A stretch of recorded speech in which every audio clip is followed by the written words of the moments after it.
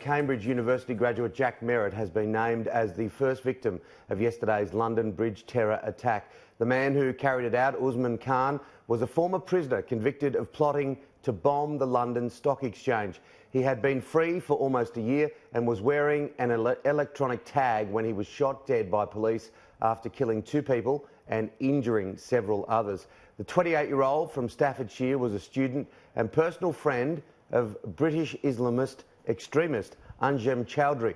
Khan was one of a series of terrorists connected to the UK-based Al-Mujahideen group released over a 6-month period beginning in 2018.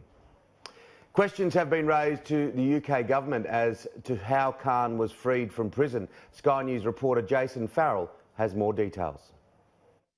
Usman Khan and his gang here under security surveillance in 2010. They were plotting to blow up the London Stock Exchange and to build a terrorist training camp in Pakistan. When he was convicted at Woolwich Crown Court in 2012, the judge said Khan and his co-defendants had an ambitious and serious jihadist agenda.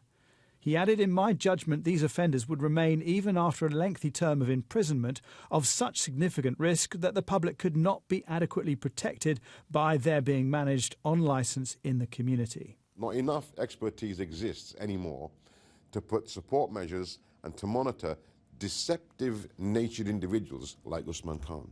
So what happened? In February 2012, Khan was given a sentence called indeterminate for public protection, meaning he can't come out unless deemed safe. But amid fears they were being misused, IPPs were scrapped in December 2012, leading to many appeals against them. In April 2013, Khan went to the Court of Appeal and was successful in swapping his term to a determinate sentence of 16 years.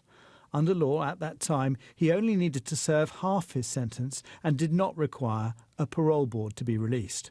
So he came out at the end of 2018 on an electronic tag. So now comes the political argument. I have long said that this system simply isn't working. It does not make sense for us as a society to be putting people convicted of terrorist offences, of serious violent offences, out on early release. But it was the Conservative coalition who ended Labour's indeterminate sentences. I think we need to look at what happens in the prisons, what happens with the probation service, and what happens with the role of the parole board in this. 6 months after his conviction, Khan wrote a letter while in prison asking to go on a de-radicalisation programme because he wanted to become a good British citizen.